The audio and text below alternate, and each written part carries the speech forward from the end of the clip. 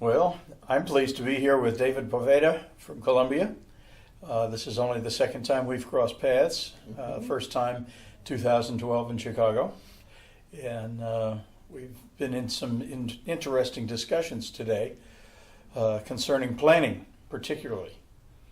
And why don't you tell me some of the inputs that the conclusions you've come to about planning? Yeah, sure, Bill. Thank you very much for having us here, Philip. We were discussing about a workshop that Bill and Philip are going to be delivering here in Paris next week, or during this week. And I was telling them about my opinion on what is called the thinking processes in TOC. I remember when I read the first time about the PRT tree some 16 or 17 years ago, and it was kind of a aha moment for me, because what I learned when I read about the PRT in that moment, and then after I read about your goal tree, is that I have never seen before a methodology for making plans. I mean, for making good plans. You have seen and you have come across a lot of people in the world who have made very good plans and they have executed them in a very good way. But you cannot find a methodology that can be transferred to almost anybody. Okay? So it is very interesting to see that maybe what you are teaching this week here in Paris could be seen as, from my point of view, as the only methodology that can be explained and taught to people how to make good plans and easy. Okay? So I think there is a huge value in what you are delivering here this week. And I also think that what is called the thinking processes should be moved to be called the real planning process. It's a planning and execution tool that, again, I have never seen a methodology taught at any university in the world. So I think you have a great thing in hands right now, and that certainly the world should know about that a little bit more. Okay? I think that's an interesting perspective, David, because I never really considered that before. The original concept of the thinking process was developed by Goldratt, and as I tried to apply it, it was originally in the area of complex problem solving. Yep.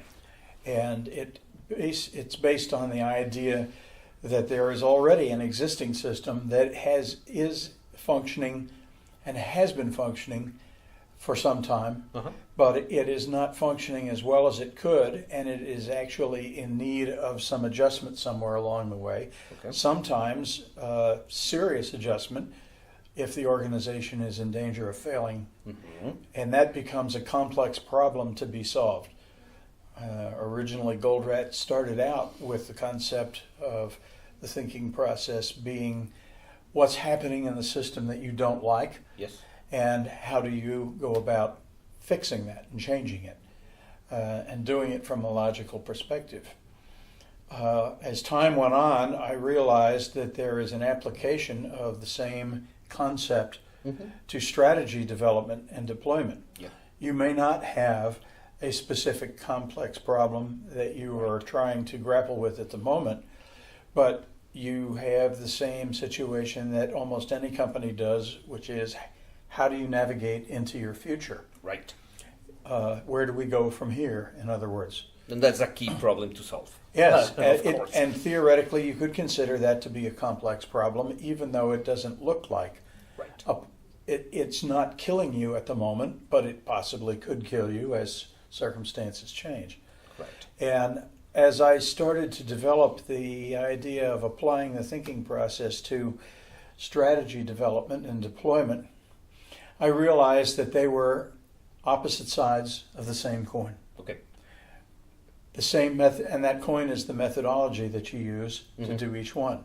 The only difference is the mode in which you're applying it. Right. And now with your suggestion about planning, I realize that whether you're developing a strategy or whether you are trying to solve a complex problem, what you are really talking about is changing the organization, changing what you are doing now. And the execution of that requires competent planning. That's correct. I like to say, I like to quote Will Rogers on planning, who said that plans get you into things, but you have to work your own way out.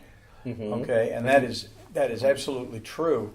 But starting from a coherent plan, even if you deviate from it, at least you're starting from a lot further down the highway than you would if you were just saying, okay, we realize we have to change. What do we do now?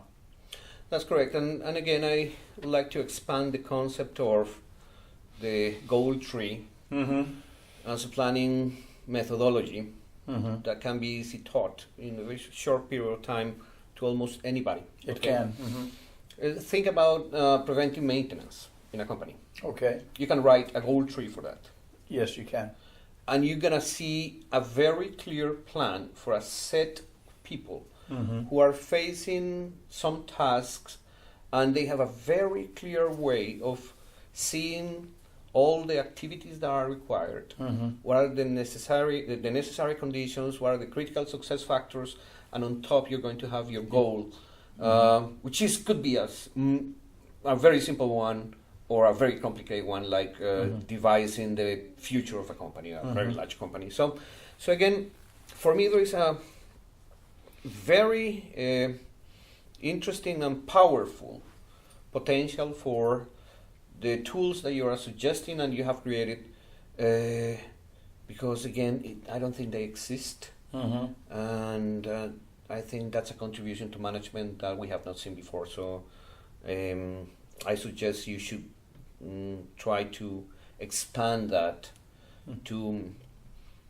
how to teach people to plan. I would like to call the attention of any executive who have been in business for 30 or 40 years, if they have ever seen a methodology and they have been taught a methodology to build a plan.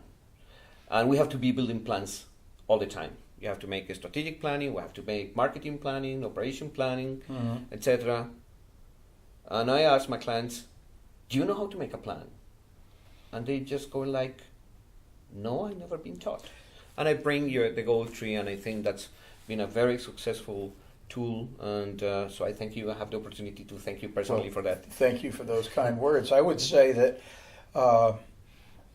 there are undoubtedly books out there that talk about planning. Yes. And the importance of doing it, and they do it from kind of an ad hoc approach. Right. And obviously the people who do marketing planning think that it is going to be, and it is, substantially different from production planning. That's correct. Or even engineering planning. And they would be right. Yes. But the fact is that what you have just brought up is that even though these are different kinds of planning, there is probably a common core, a structure, a planning structure, or a skeleton, if you will. That's correct. That underlies all of them. And it would be common to all of them. Absolutely transversal. Yes, and the only difference would be the nature of the information, the data, and the content that you hang on that skeleton.